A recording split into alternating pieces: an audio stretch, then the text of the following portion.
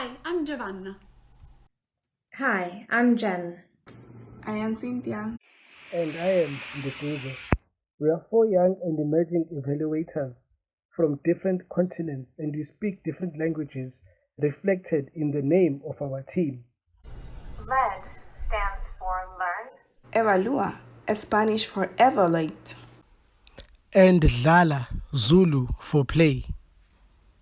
In this video, we will describe how our approach best delivers your need to evaluate and communicate impact and demonstrate how Play Africa contributes to quality education, healthy childhood development, changed perceptions on learning, and a more inclusive society.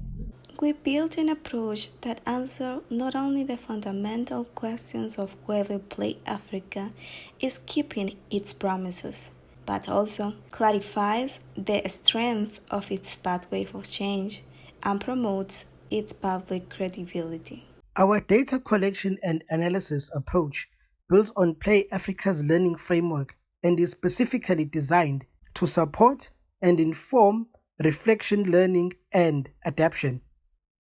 We suggest a solid, innovative, rigorous, transparent, and ethical alternative to experimental methods and provide strong motivations for it. We decided to use a quantitative methodology known as process tracing with Bayesian updating, as it uses probability tests to assess the strength of evidence for causal relationships that link activities to outcomes, and is interested in the how and why outcomes are achieved. As you can read in our supporting document, we prefer this approach to experimental and quasi-experimental ones for ethical reasons, budgetary reasons, reasons linked to Play Africa's goals, reasons related to feasibility, and because we are mindful of the value that Play Africa assigns to organizational learning.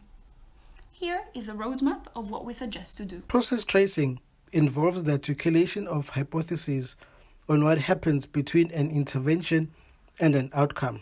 Therefore, a detailed theory of change is required to unpack the processes through which Play Africa plans to achieve its goals and to identify the changes to be explored.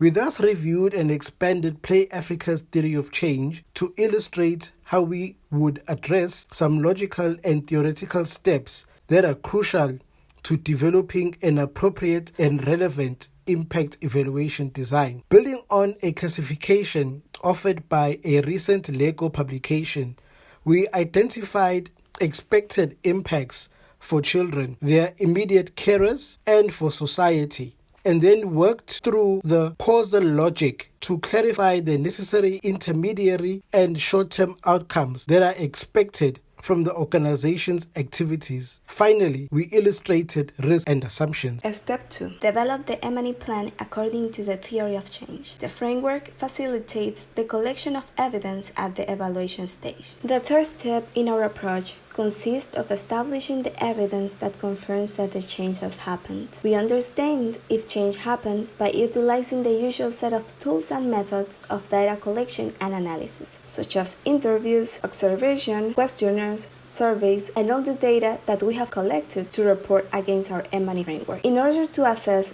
if Play Africa interventions contribute towards a change of parents' perceptions of place-based learning. For example, at the beginning a survey is conducted, and at least 1 year later, participants can take part in another survey or focus group in order to estimate a change in perception. The fourth step consists of documenting the process that led to the observed change to verify the causal mechanisms hypothesized in Play Africa's refined theory of change. One proposed hypothesis could be Play Africa creates practical learning experiences for educators that change their perceptions of how learning should be taught in the classroom. And a component of this mechanism could be Play Africa supports educators' capacity and provides them with resources to promote play-based learning in their own classrooms. To verify this causal mechanism, the evaluator would have to look at M&E documents to collect evidence on whether learning experiences such as workshops took place, how many educators participated in these workshops, how they engaged in them, what they thought of the workshop, whether they implemented play-based learning in their classroom, and whether educators report of having used the resources provided by Play Africa. In the next step, we identify alternative hypotheses and causal explanations. For example, theory, literature, and discussions with stakeholders may suggest the alternative hypothesis that educators' perceptions of how learning has been taught in the classroom changed as a result of reading the book distributed by the organization Z. At the end of this phase, we will have a number of different hypotheses to explain how change came about, and each will have its own causal explanation. In step 6, we specify and document what kinds of evidence could reinforce or debilitate the case for each competing hypothesis. This means setting out what evidence would be expected if a hypothesis was true, and what would be expected if it was false. For example, if the hypothesis that educators' perceptions of how learning should be taught in the classroom changed as a result of reading the book distributed by another organization was true, we would expect to find at least a piece of evidence showing that educators received the book by that organization. Instead, if we were told by a group of teachers that the book was not donated to their school, this would rule the hypothesis out. At this point, we set our degree of confidence about each claim being true or not on the basis of logic, theory, and prior knowledge. In process tracing, the process of establishing the probability that a claim is true before observation is called setting the prior. Step 8.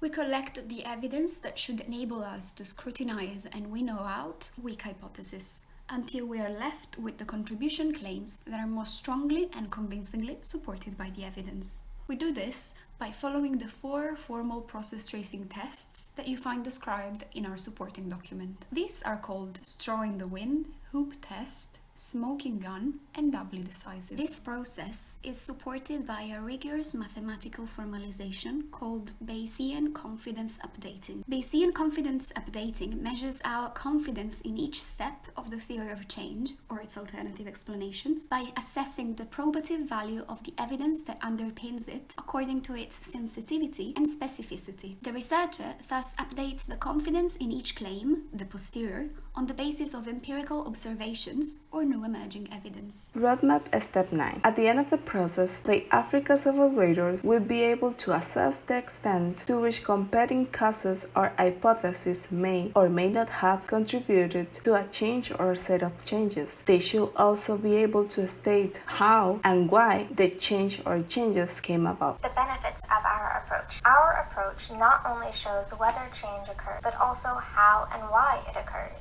and provides insights into how Play Africa can make its activities more impactful. Our approach further supports learning and adaptation, linking to the organization's commitment to continuous improvement. It is likely to shed light on complementary and contributing factors, such as the activities of other organizations and the government, thus spotlighting potential collaborations and mutually strengthening initiatives. Our methodology allows for the incorporation of multiple viewpoints and data sources, and can reveal the perspective of very diverse stakeholders.